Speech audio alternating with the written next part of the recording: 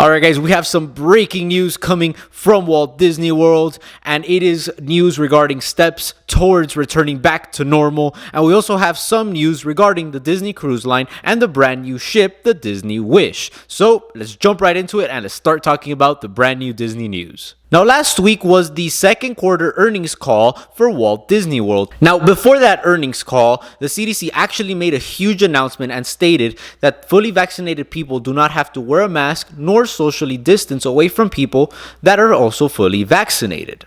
Now, this was huge news, and shareholders in the earnings call did ask Bob Chapek regarding this announcement, and Bob Chapek responded by saying that it was very big news for them and that there will be a lot more comfortable people this summer in the parks. Now, that was just a slight subtle hint at the possibility that the Disney company was going to either loosen or remove any mask mandate that they have. Well, it didn't take long after that, because the very next day, the mayor of Orange County actually removed the outdoor mask mandate, and both Universal and Walt Disney World have stated that they will no longer require masks outside. Now, this is huge, amazing news, and it is a huge step returning to normal in the theme parks, and I got super excited when I heard about the news, but it also kind of took me by surprise, like how fast they implemented. They announced it late at night. The very next morning, they did not require masks outdoors anymore. Now, they did update the policy on the Walt Disney World website.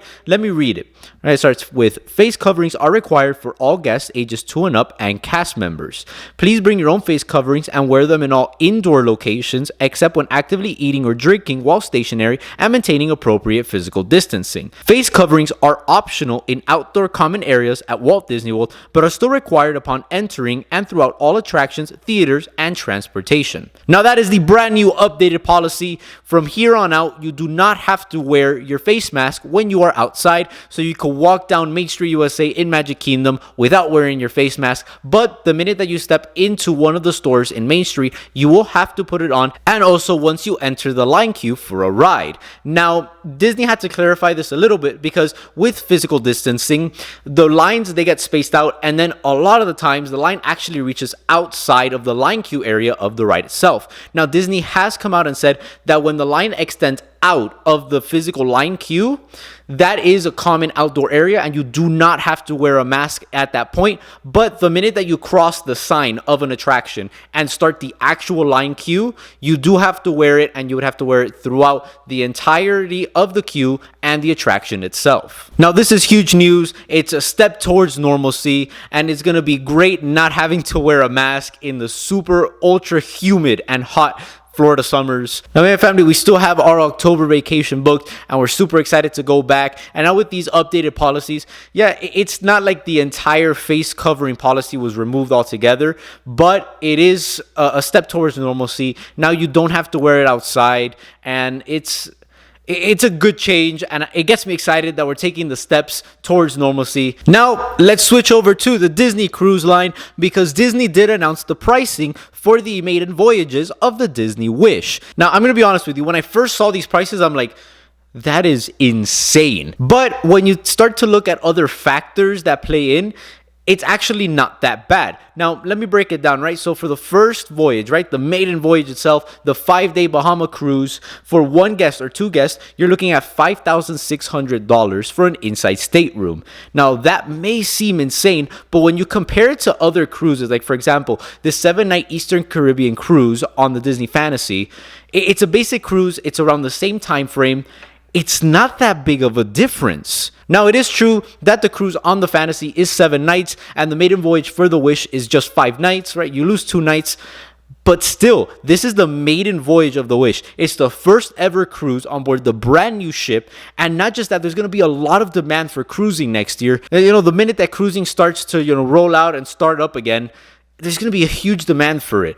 And I expected the prices to be a lot higher. And when I first saw it, I'm like, man, that's a lot. But then you compare it to other cruises around that time frame, and you're like, really? That's not that bad. Another thing that I've noticed about the pricing of the Disney Wish rooms is that the difference between veranda staterooms and concierge level rooms is not as big as the difference between veranda and concierge rooms in other ships. And when you put it into perspective, it's so much better to go to one of the concierge level rooms than to pay for a veranda, because for like $1,000 or $2,000 difference, you're looking at all the concierge benefits. You're looking to be able to book all your online activities at the same time as Platinum Castaway Club members, be able to enter the ship along with Platinum Castaway Club members, right? You'll be the first people to enter the ship. You have all of the awesome amenities that you have, right? The concierge lounge, the concierge pool deck. You have a lot of awesome benefits with concierge, and just paying a little tiny bit more, you get all of those benefits compared to just getting a normal veranda room. Now, I gotta say, at first, it was mind-blowing, but then when you compare it to other ships, it's actually mind-blowing, but the other way. Instead of it being too expensive, you start to see that the prices are actually really good, especially considering that this is a brand new ship. These are the first ever sailings that are gonna be on the brand new ship. It's not that bad. And me and my family, we are drastically considering booking one of these cruises. Not one of the like first ones, but like later on in the year, like in September when the prices go down. We're actually looking to see the possibility of us going to one of these voyages on the Wish. We'll see what happens, and if we do decide to go, I'll let you guys know.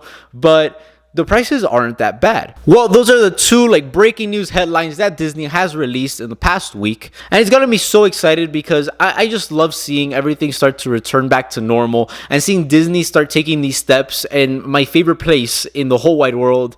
It's great to see, and I'm super excited to see things start, just moving back to normal.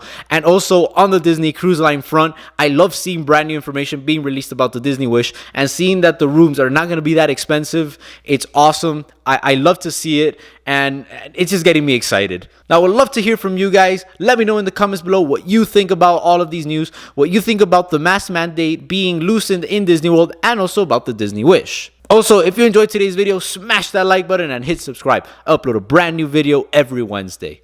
Thank you for being part of the Disney family, and see you real soon.